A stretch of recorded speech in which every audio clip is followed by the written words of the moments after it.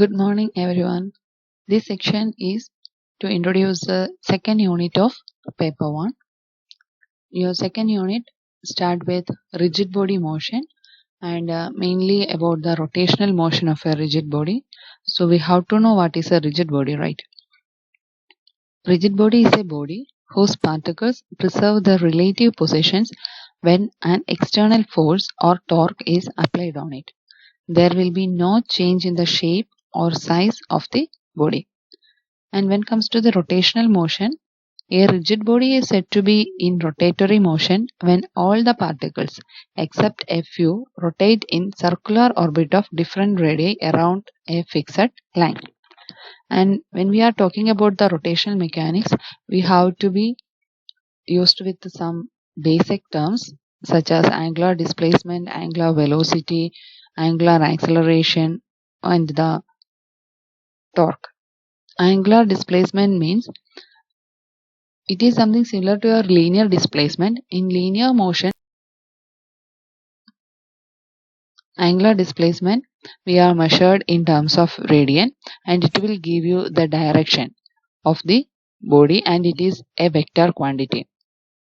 Angular velocity, the rate of change of angular displacement with the time, is called angular velocity. Its unit is in radian per second, and we are using omega to denote the angular velocity. And next is your angular acceleration, and the rate of change of angular velocity with the time is called angular acceleration, and we are using alpha to denote it, and its unit is radian per second square. And one more term is there which we have to remember in rotational mechanics is torque. Torque or moment of a force is the turning effect of a force about the axis of rotation. It is measured by the product of the magnitude of force and the perpendicular distance between the line of action of force and the axis of rotation. Or we can write your torque. Tau is equal to R cross F, where R is the perpendicular distance and F is the force acting on it. And next we have to look on to the moment of inertia. Moment of inertia is the rotational analog of linear inertia. Moment of inertia of a particle about an axis of rotation is given by the product of mass of the particle and square of the distance of the particle from the axis. So simply we can write as an equation form, moment of inertia I is equal to mr square, where m is the mass of the particle and r is the distance of the particle from the axis of rotation. And we have to remember two important theorem which is related to your moment of inertia. First one is theorem of parallel axis, and second one theorem of perpendicular axis. And theorem of parallel axis, according to this theorem, the amount of inertia of a body about an axis is equal to the sum of moment of inertia about a parallel axis through its center of mass, and the product of the mass of the body and the square of the distance between the two axes. Or simply we can write our moment of inertia I is equal to I of cm. That means moment of inertia of the axis which is passing through the center of mass of the object plus ma square. M is the mass of the body and a is the distance between the two axes. And then comes our theorem of perpendicular axis. This theorem states that the moment of inertia of a plane lamina about an axis perpendicular to its plane is equal to the sum of the moment of inertia of the lamina about two axes at right angles to each other in its own plane and intersecting each other at the point where the perpendicular axis passing through it. So it can be represented as Iz is equal to Ix plus Iy. So in perpendicular axis theorem, what we are considering is we are considering three axes in the direction of x, y, and z, and we know that all these three axes is perpendicular to each other. If we know the moment of inertia about the two axes, for example x and y, then we can find out the moment of inertia about the third axis, that means in the z axis, that is your iz will be equal to ix plus iy. Then comes your principal moment and axis. Principal moment means it is the moment of inertia of the axis which is passing through the center of gravity of the body. Then we have to take a look to our Euler's equations. Euler's equations are equations of motion of a body when which it is rotating about an fixed point or a fixed axis. So when a rigid body is rotating with one point fixed, Euler's angle can completely describe the orientation of the rigid body. In case of the rotating body, we take Euler's angles theta, phi and psi as the generalized coordinates and the components of torque as the generalized forces corresponding to these angles. So hope you remember what is torque. It is the rotationary effect of the force that we have to use in rotational mechanics. Next is potential well and periodic oscillations. Potential well is a region surrounding minimum energy when we are considering in a matter case. So where the particle is occupying, there we can find the minimum energy regions. And in periodic oscillations, an oscillation can be periodic motion that repeat itself in a regular cycle, such as sine wave or cos wave. Then we have to consider the harmonic small oscillations and the differential equations which is related to these things, and we have to derive those equations. Next comes the kinetic and potential energy. Kinetic energy, if a particle, we are assuming any particle which is having a mass m, if it is moving with a velocity v, then we can find out its kinetic energy using the equation half mv square. If the particle is having any displacement or if it is doing any sort of work, then that will be stored as its potential energy. And simple harmonic oscillations and examples that we have to discuss after this. So what is a simple harmonic motion?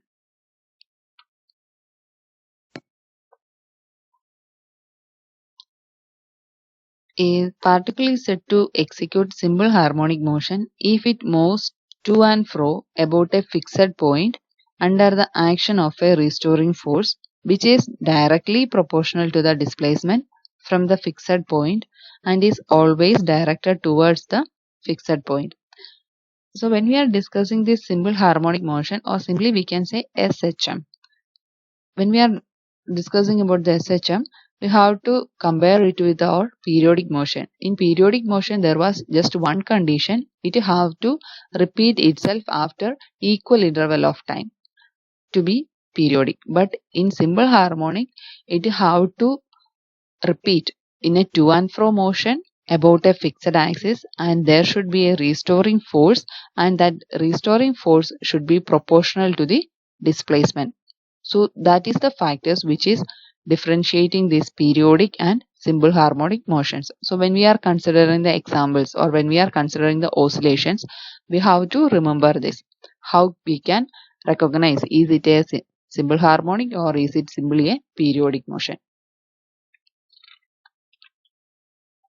So if your force is proportional, restoring force is proportional to displacement, and we have to generally take negative minus x or negative x. So when you are writing equation, it will be F proportional to minus x, which means it is restoring force. That means your restoring force is acting against the direction of your displacement because it is always trying to take it back to the normal point. Some examples we can look on to some of the examples. First one, spring and mass system. Second one, simple pendulum. Third one, compound pendulum, torsional pendulum. And when we are look on to the molecular section or in atomic size, we can find out the vibration of atoms and molecules, all those things, and the vibration of a balance wheel of a watch. All these examples are coming under the simple harmonic motion. So we have to find out the differential equation of a simple harmonic oscillation, and we have to solve it, and we have to find out the equation of for a displacement and equation to find out the angular acceleration, velocity, etc. of all these four cases. So we can start with the spring and mass system. And in spring and mass system, there will be a spring, and one of the end is fixed and the other end it is having a mass. And if you are pull or push this mass, it will start oscillating. And this oscillation, it is getting a restoring force from the spring constant. And we have to find out its time period, and using these oscillations, if you are counting, you can find out the gravity, its frequency, and we can find out the velocity and displacement equations from these values. And next is the simple pendulum. Simple pendulum is a bob. There will be a bob which is attached to a string, and one end of the string is fixed and it is oscillating about that fixed point. And we have to find out its time period, and using these values, the number of oscillations corresponding to its time, we can find out the time period, gravity value, small g, frequency, etc. And next comes the compound pendulum. And a compound pendulum or a physical pendulum is a rigid body capable of oscillating freely in a vertical plane about a horizontal axis passing through it. And the last one is your torsional pendulum. In torsional pendulum is an oscillator for which the restoring force is a torsion.